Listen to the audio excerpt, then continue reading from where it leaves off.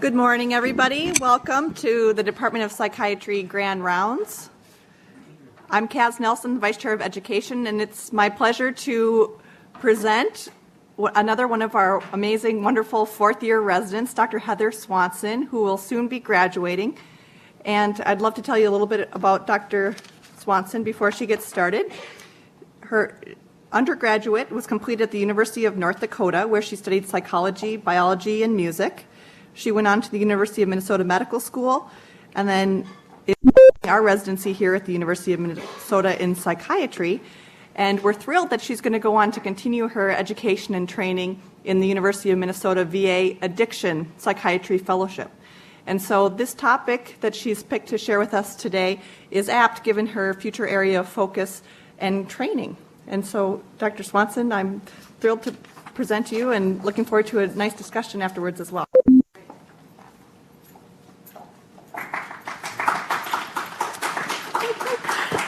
All right. Thanks, Dr. Nelson. Thanks to everyone for coming. Again, I'm Heather Swanson, just getting finished up with residence here and on to fellowship. And I thought, my reflections on what I was going to do on today, that this would be a good topic. Kind of bridges the gap between my obvious chemical dependency training that will be happening next year, as well as some potentials for psychiatric treatments for our mental health patients. So we'll get started. Here's my disclosure slide. The second one, I'll be discussing kind of how the investigation on ayahuasca is going so far. All right. So what do I want you to get out of this? Describing the pharmacology and neuroscience of ayahuasca.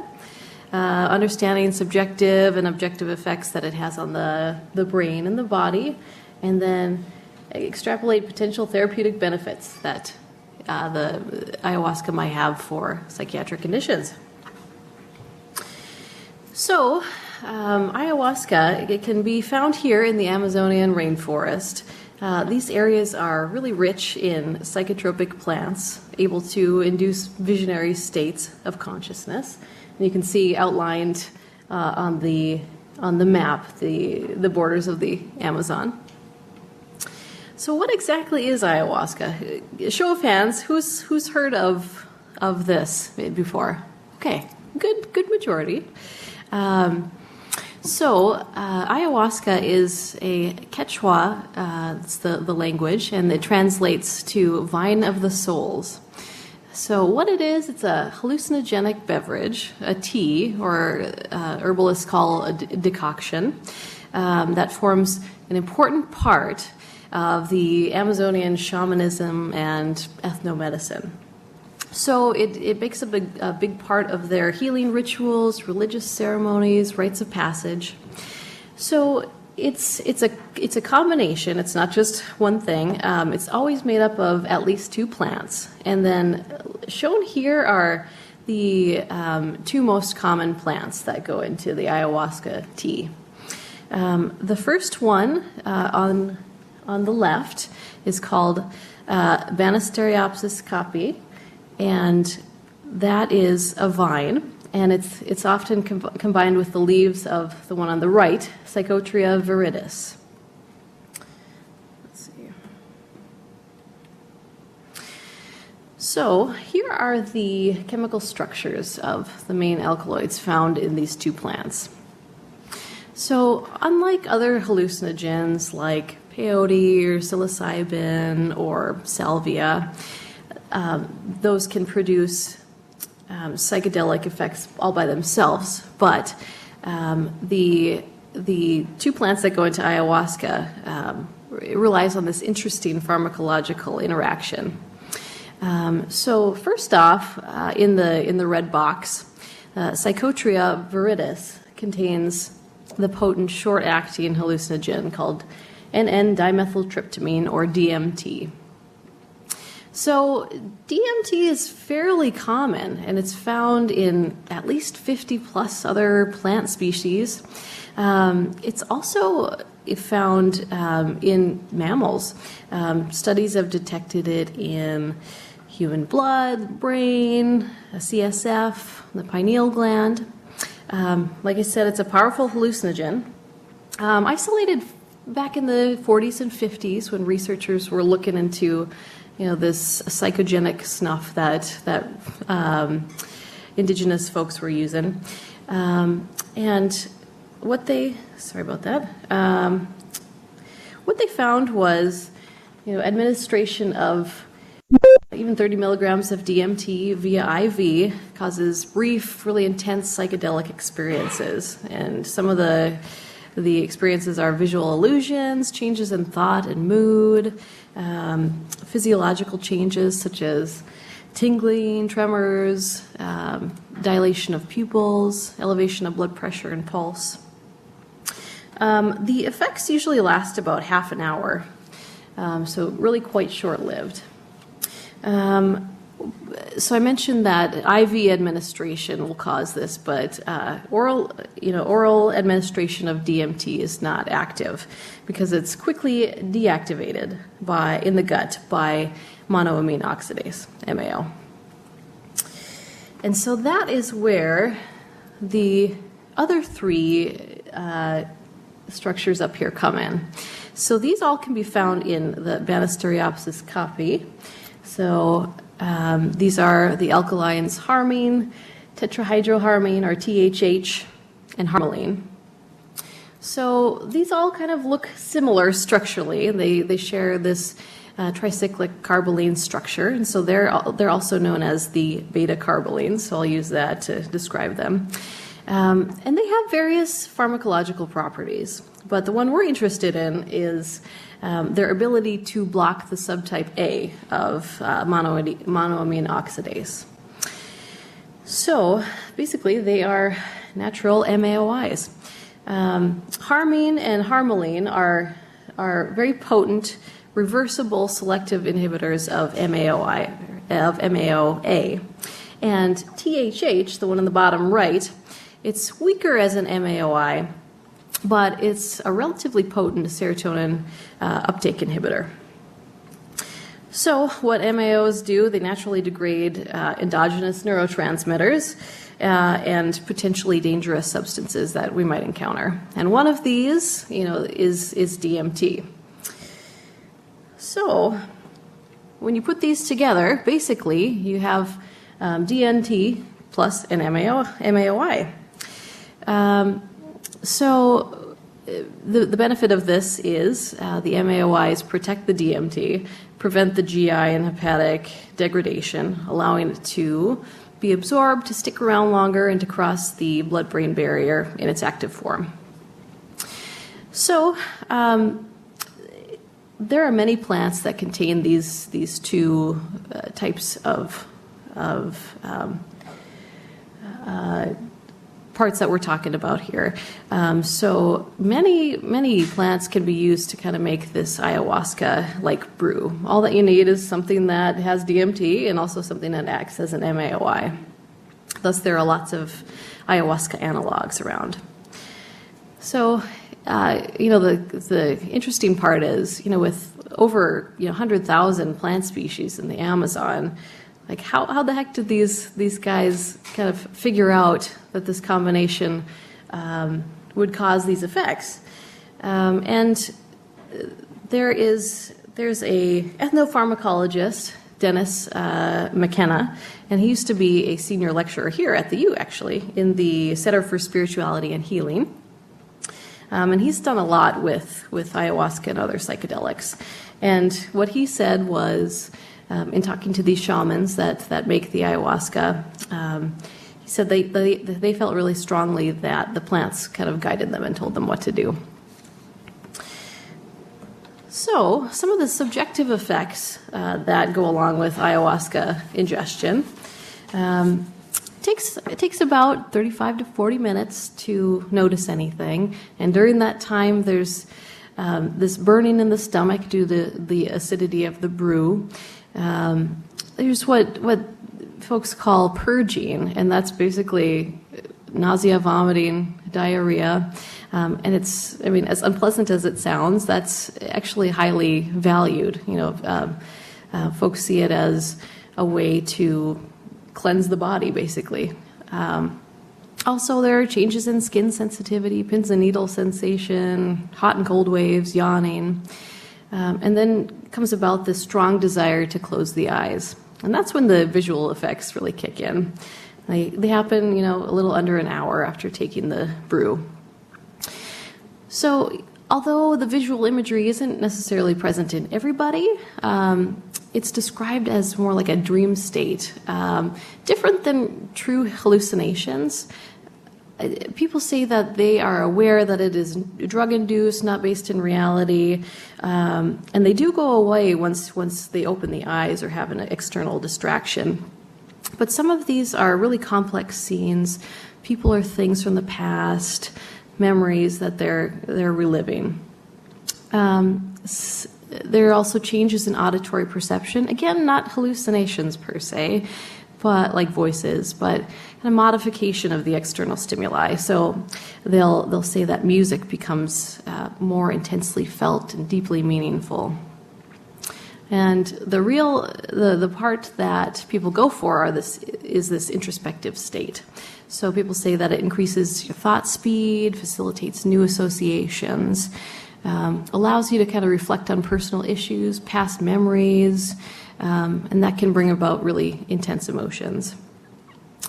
And I'll talk a little bit more about this later, but people say that these new insights and new ways to associate them are kind of analogous to this really intense psychotherapeutic intervention. I've heard in my readings, many people say it's like having 10 years of psychotherapy.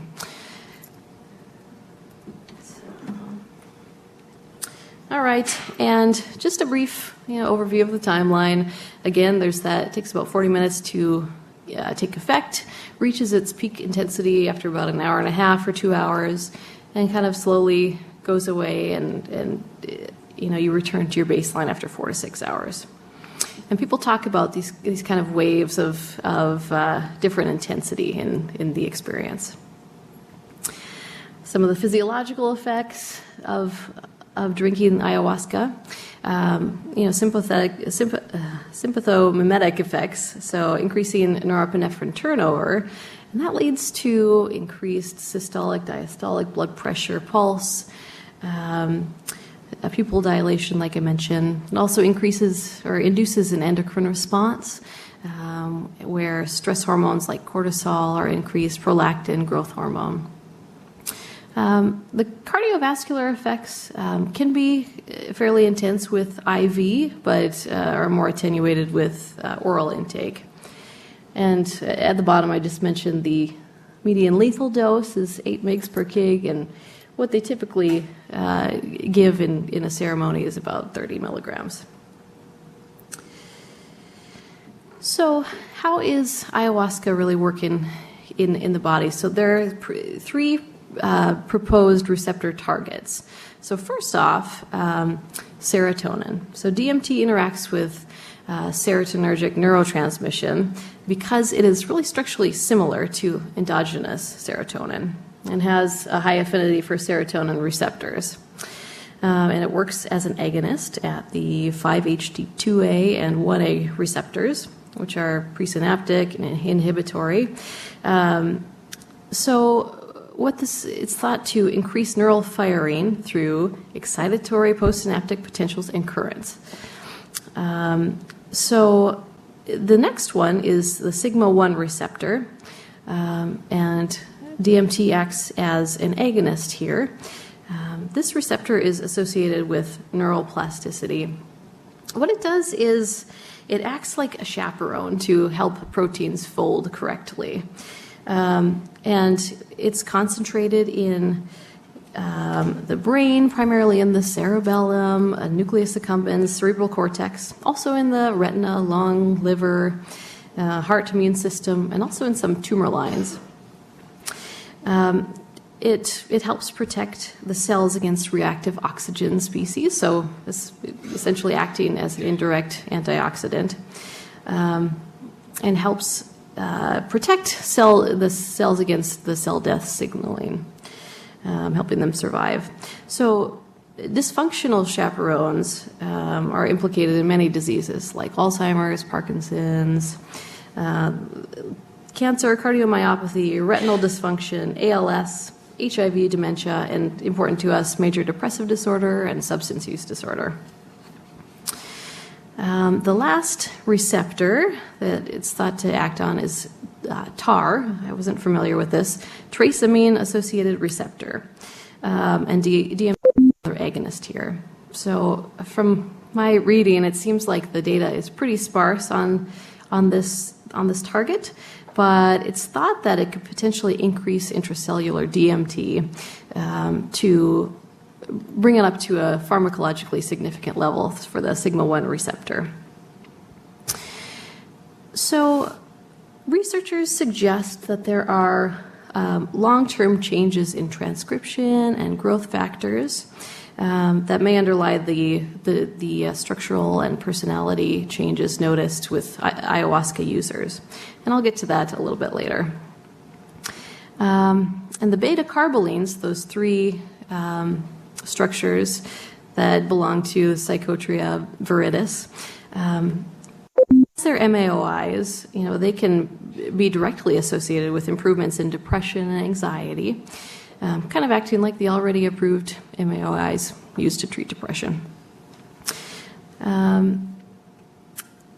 And like I mentioned, having more serotonin at the synapse can contribute again to the depression, anxiety relief, much like some of the other antidepressants on the market. All right, so the effects on the brain. So there have been studies, there's SPEC studies showing differences in different brain areas when ayahuasca is ingested. So they've recorded changes in various locations, such as the anterior insula, the medial cortical anterior cingulate of the right hemisphere, and the left amygdala. So especially the latter two areas are really involved in processing of emotions, regulation of emotions, memory formation. So this is thought to explain why people experience emergence of repressed memories and kind of all the emotions that go along with them. And because those are bubbling up to the surface, they're allowed to reprocess those experiences, basically. May allow for better understanding and healing of past traumas. The anterior cingulate involved in somatic attention, so attention to bodily sensations.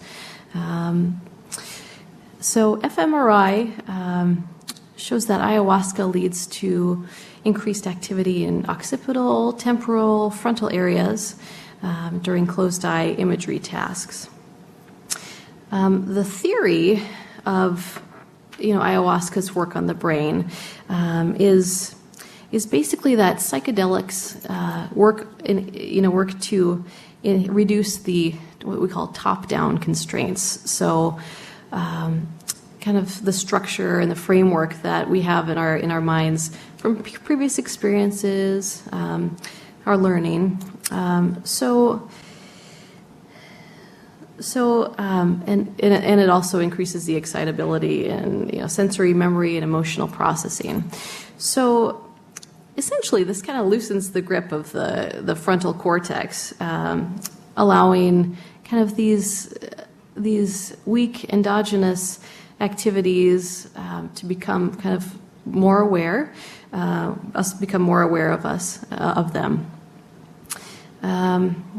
It also, stimulates the emotional processing areas such as the amygdala, the insula, the cingulate cortex, and leads to a more intense emotional experience. So overall, there's this sense of novelty, an insight into personal issues, new perspective on those issues, and using various self-report measures. 24 hours post-ingestion of ayahuasca, folks have greater self-acceptance, kind of detachment from their emotions, able to step back and kind of see them in a global perspective. And studies in long-term users and I'll talk about those a little bit later, show that there are actually structural changes in the brain as well. So one of these is the posterior cingulate cortex. They found that there's decreased cortical thickness in long-term ayahuasca users. And this is the location of what's called the default mode network. And this is basically kind of where our brain hangs out when we're in our normal resting state. So metacognition, daydreaming, reflecting on memories. So psychedelics work to disable that by reducing the cerebral blood flow to that area and the oscillatory power that keeps this default mode network, brain areas, connected functionally. And basically thought to kind of increase the flexibility of higher level networks, allowing freer operation of brain areas responsible for emotions and fears and things like that. So essentially, the frontal networks that put a lid on these mental processes and perceptions kind of liberated. The default mode network hyperactivity in that area is associated with psychopathology, basically. So ruminations of a depressed state, things like that. So it's thought that by kind of keeping this in check or reducing it, that we can kind of reduce some of those symptoms of mental health issues. Overall, long-term users score higher on self-transcendence, so this tendency towards religiosity and spirituality. And there's a shift in attitudes towards less materialistic values and greater open-mindedness. So some of the safety issues, we already talked about this purging, which is seen to be a beneficial thing, causing, again, that cleansing and relief. Serotonin syndrome is a possibility because ayahuasca causes an increased level of serotonin, and that can theoretically lead to serotonin syndrome. However, it's thought that because of this competitive, reversible nature of the MAO inhibition, that there haven't been really well-documented cases. It's also complicated by the fact that when you ingest ayahuasca, you're basically inducing this mild to moderate serotonin syndrome anyway. Regardless, they recommend not combining it with things like ginseng or St. John's wort, dextromethorphan, stimulants, SSRIs, MAOIs. And some of the contraindications are cardiovascular endocrine issues. We talked about kind of those effects earlier on. Glaucoma, fever, pregnancy. Overall, ayahuasca seems to be reasonably safe in healthy folks. Let's see. And it's thought that there are various reasons for this. Again, kind of that selectivity for MAOA. Rapid clearance of some of these analogs like harmine, the ability for DMT to be processed by the body in other ways other than the MAO. Another issue would be induction of anxiety or dissociative states or psychosis. So ayahuasca, like other psychedelics, can lead to transient dissociative episodes, and typically, verbal support from the folks around or the shaman kind of guiding the ceremony is enough to kind of help people get through that. But there have been a few reports of inducing a longer-term psychosis. So whether that's the predisposition for a psychotic process coming out because of the mind-altering substance, kind of like what we see in marijuana, that has yet to be seen. So ayahuasca tourism is becoming more more popular. I'll talk a little bit about that. And basically, it's becoming a big business over in some of these small communities.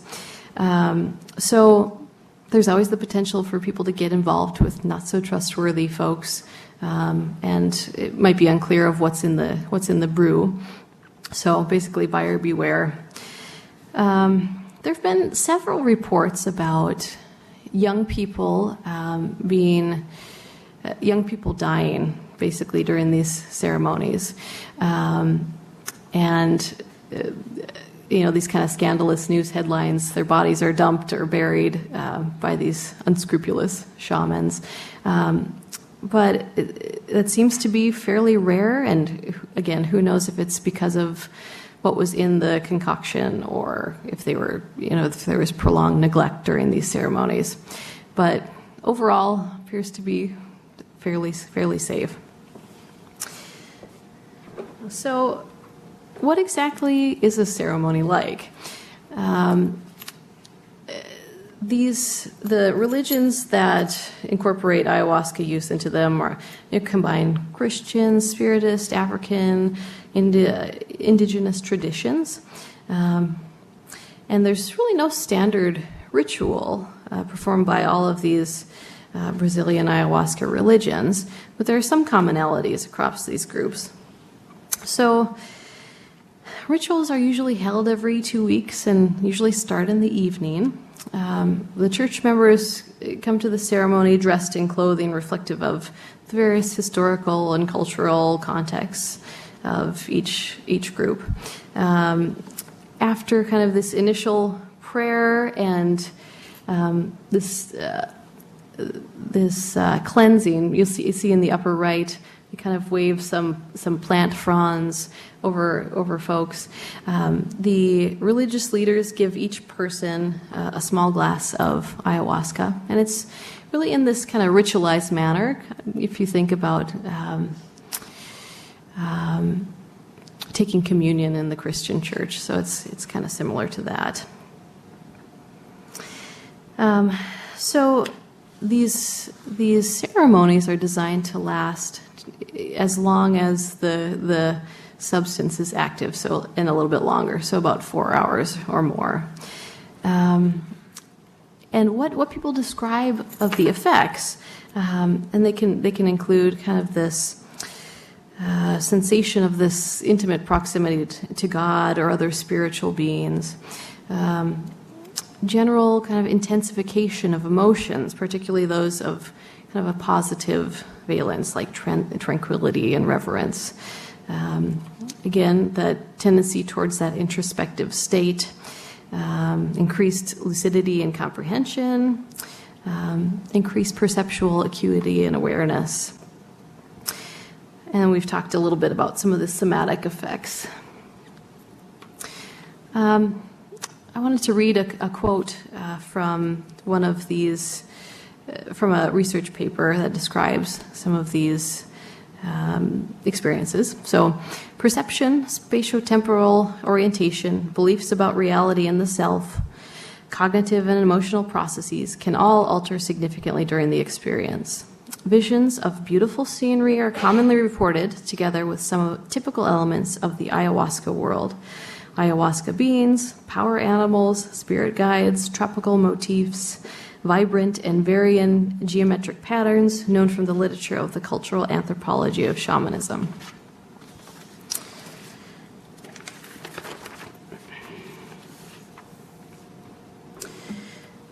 So, due to this growing popularity, people from all over the world are coming to the Amazon to participate in ayahuasca rituals. So ayahuasca, or drug tourism, is what it's called, and people make the distinction. It's not just for a good time. People come seeking spiritual and therapeutic opportunities, like improved insight, personal growth, emotional healing, increased contact with nature. And because of this, it's kind of all over the popular media. Just before this, Dr. Nelson was mentioning, a show on Netflix that delved into this. There are Lots of articles out there. This picture is from a Vice magazine. The title was "Ayahuasca Will Make You Cry, Vomit, and Feel Amazing." So there's all of these popular media articles of people going down to the Amazon and participating in these rituals. So as we go along, it's becoming more less and less on the fringe. One of these retreats, this is kind of the most famous or most popular, it's called Blue Morpho. It's run by an American expat, a guy from California, Hamilton Souther, who moved to Peru in 2001 to learn more about the plant medicine from the local Indians. So he achieved this title of master shaman and set up his own program called Blue Morpho. And what it is, it's kind of this collection of these very charming thatched huts. And I think over on the right side is the big communal building where these ceremonies are held. And he typically serves a primarily U.S. population. But there are, of course, many other avenues or other retreats out there. You can just kind of do a Google search and be inundated. People that arrive at the airport even say native folks are waiting outside, yelling ayahuasca and trying to get people to come with them. So it's really become big business there. So that is, the state of ayahuasca in the Amazon. But how about in America? So although, ayahuasca use has been legally sanctioned in Brazil since the 80s, and obviously has been in use much longer before that, DMT is considered a Schedule I compound controlled substance here. And that basically means there's high abuse potential, no accepted medical use, kind of akin to heroin and LSD. They're also Class 1. The beta carbolines, those three other structures that I talked about, they're not classified as a controlled substance. And the law is really ambiguous about the legal status of plants containing DMT. Even though DMT itself is scheduled, none of the plants containing them are. And these different plants that are used to make ayahuasca are freely traded on the internet and elsewhere. So it's really a practical impossibility to control all the avenues that you could get DMT. So there are a few religious groups that are actually allowed to use ayahuasca in their religious activities. And I've listed those three up here. So, for example, the middle one, UDV, it's a church kind of the Christian Spiritualist Foundation. The title translates to Union of the Plants, and it was a religion founded in Peru with a really heavy emphasis on plant medicine used to enhance and increase spiritual perception. So there's a case that the UDV was involved in. So back in '99, a shipment of the sacrament of ayahuasca was confiscated by the DEA. And the UDV sued for the right to use ayahuasca as their sacrament under the Religious Freedom Act. And this, went through the courts and was eventually brought up to the Supreme Court in 2005. And in 2006, they ruled in favor of the UDV, of the church, stating that the government didn't meet its burden to prove that banning this substance was important. So basically, and they also compared it to the use of peyote for Native American traditions. So the UDV won their case. The Santo Dame Church also won a similar case in Oregon in 2009. So these churches have been provided licenses to obtain ayahuasca for religious purposes. So this group has provided kind of an interesting avenue that we can study the long-term effects of ayahuasca. Back in '93, I believe this started, the Ayahuasca project, started, and it basically sought to find out what the long-term effects of ayahuasca were. So it studied 15 members of the UDV congregation, and they looked at the acute and also long-term physiological and psychological implications of this concoction. So the key findings of this study, no evidence of acute toxicity, no evidence of neurological, cognitive, personality dysfunctions in long-term users. Most of the subjects actually performed better than matched controls on some of the psychological rating scales. And they noted a strong evidence of positive behavioral changes. So a good portion of these church members, for whatever reason, had prior substance use disorder.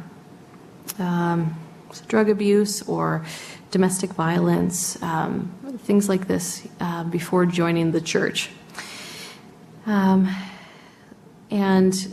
afterwards, they were able to kind of resolve or kick their addiction. It's thought that there's this initial terrifying experience when you take the medication. Or ayahuasca, and that kind of maybe helped them change their lifestyle for the better. So again, no real evidence that it's a public health concern or drug abuse problem. And kind of within that religious context, ayahuasca may benefit the members of these churches. There was an offshoot of this study, this Ayahuasca project. In 2005, Da Silvieri and his group conducted kind of a comparative study of adolescents using ayahuasca with their non-using counterparts in Brazil. So they found, they went about studying psychiatric diagnosis scores and substance use disorders, anxiety, depression, body image disorders, ADHD.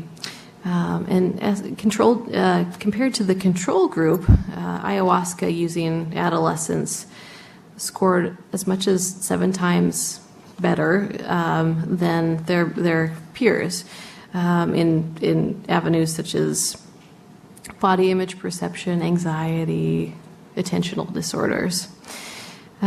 So this evidence kind of suggests that use of culturally specific ayahuasca can kind of help maybe alleviate some of the psychological and cognitive issues that adolescents face, and kind of help them reach their ability for self-actualization.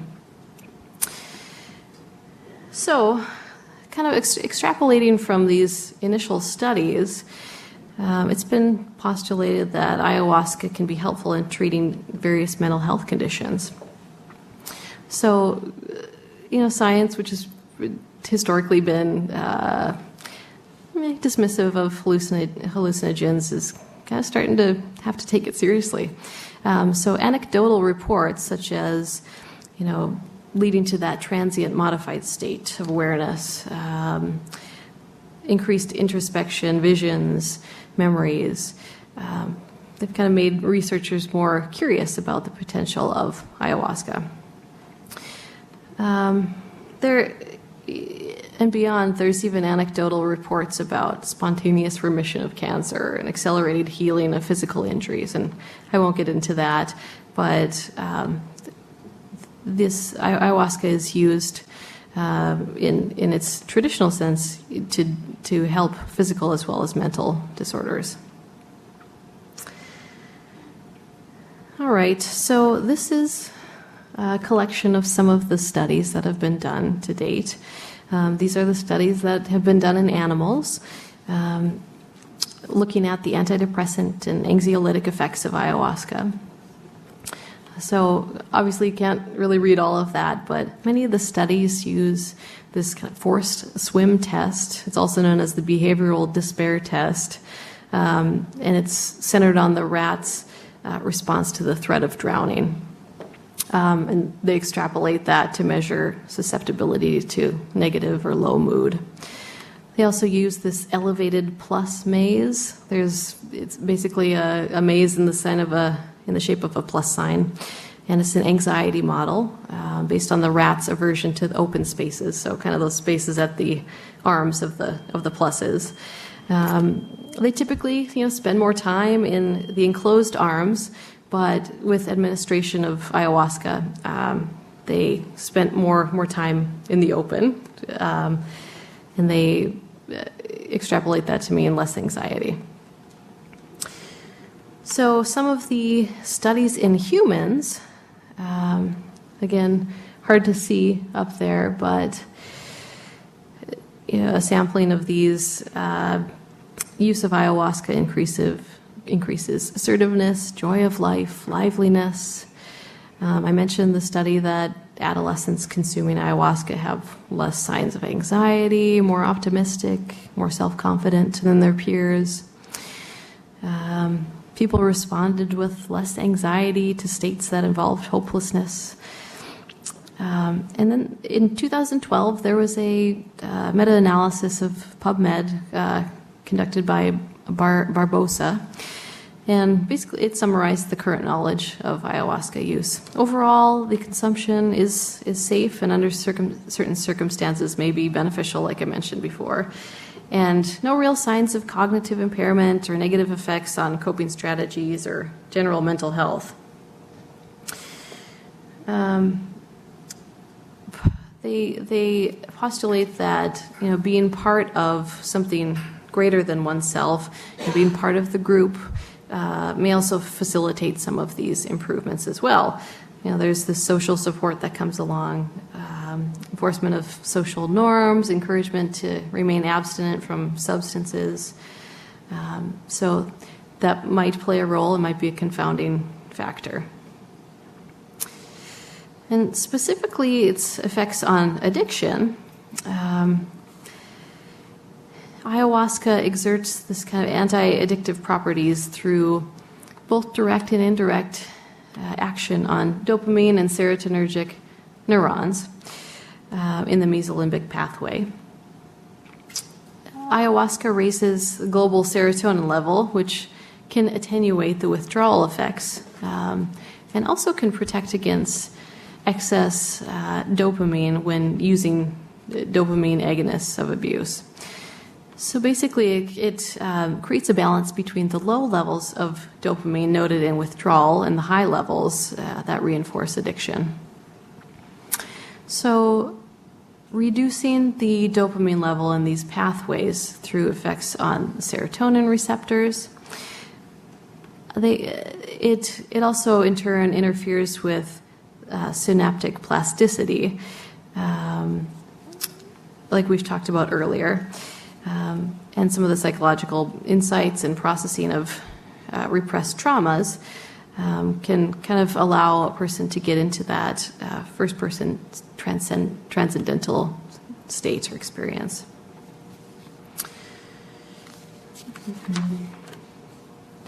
So, in addition, the neuroplastic effects that we discussed already can help mediate some of the maladaptive behaviors that go along with addiction by stimulating production of new circuits, lead to new behaviors. Ayahuasca can help rewire the brain's reward pathway. There's an animal study conducted in 2015. showing that ayahuasca can inhibit early behaviors that lead to initiation and development of substance use problems, as well as kind of help in the long term by preventing the reinstatement of some of these drug-induced behavioral patterns. Another quote from this study. These authors noted that most patients reported therapeutic effects involving augmenting body awareness, reducing drug craving, triggering different types of emotional processes, such as catharsis, perception of previously suppressed emotions, generating inner resources for coping with emotions or urges to use, supporting introspection, such as self-analysis, eliciting awareness of addiction and its adverse effects on oneself and others, and enhancing self-efficacy, so becoming aware of the positive aspects of oneself, thus improving self-esteem and confidence in order to stay sober. And there are a few treatment programs, not in the U.S. Because of the legal issues we talked about earlier, but for example, there's one in Peru, the Takawasi Center for Rehabilitation of Drug Addicts and for Research, as well as the Institute of Applied Amazonian Ethnopsychology. And basically, they incorporate the use of ayahuasca into their chemical dependency treatment. So we've kind of talked about some of the psychological mechanisms at play here. Some of the benefits are similar to those that use mindfulness, the ability to decenter or diffuse, being able to observe your thoughts and feelings in a more detached and objective measure. This is kind of seen in mindfulness-based cognitive therapy, the research surrounding that. Protective against suicide, decreases the intensity of depression. Impulse control kind of improves with that detached state, being able to observe cognitions and emotions and desires.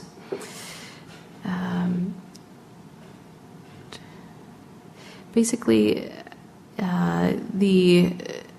it can create kind of this emotional catharsis and allow people to reprocess old memories. And this could be helpful in PTSD if you think of it as kind of an exposure therapy. If victims of past trauma kind of allow themselves to acknowledge the thoughts and feelings surrounding their past traumas, hopefully they'll begin to diminish and kind of resolve. Again, ayahuasca use has been described as really intense therapy, lowering ego defenses, allowing some of the repressed unconscious materials to bubble up to the surface, having these transcendent and mystical experiences shows a person that there's much more to the world than themselves, and then having the ability to integrate it into their life is key. So, kind of in summary, as we wrap up here, the expansion and growth of this ayahuasca use, now coming into the mainstream a little bit more, it's providing this unique opportunity to study, its effects. The growing collection of research suggests that it's relatively safe and may be helpful for common mental health issues such as depression, anxiety, substance use disorder.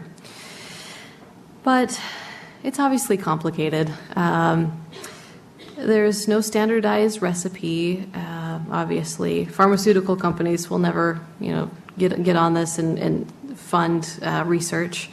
There are lots of potentially confounding issues, such as the complex rituals, the social support, the environment, the psychedelic effects of the brew. Obviously, the legal issues, the difficulty of studying it here in the U.S., and it's hard to hide the ayahuasca in a way to provide the double-blind gold standard on studies. So but it makes for an intriguing challenge for researchers. It'll be interesting to see, how this ancient shamanistic therapy is applied to kind of the issues of our modern world.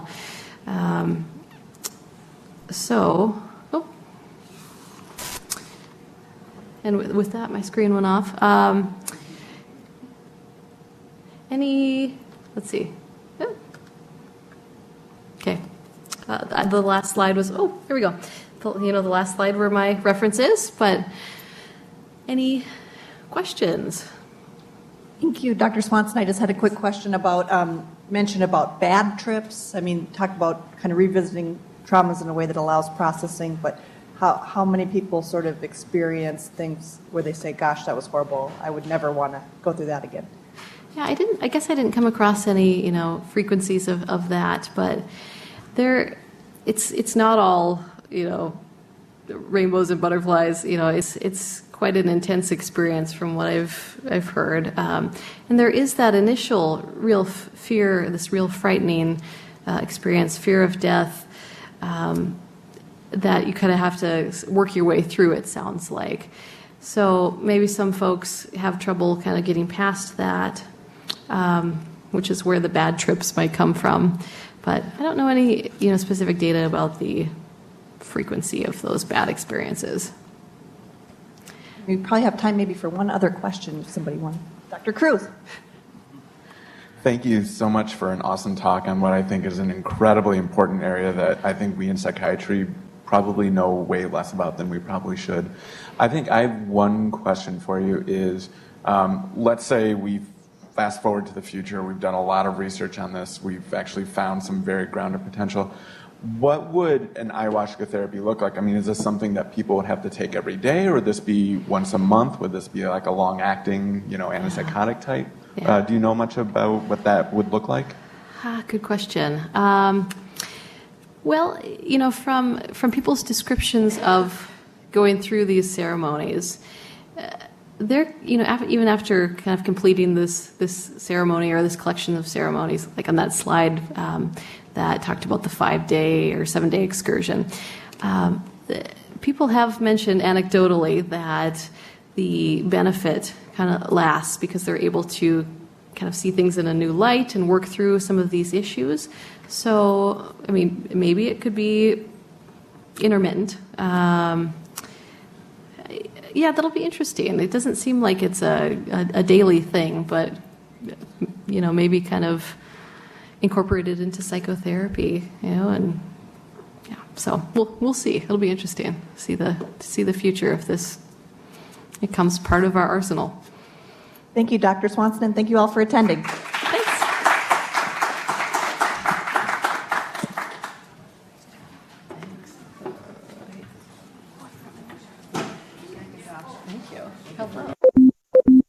You have been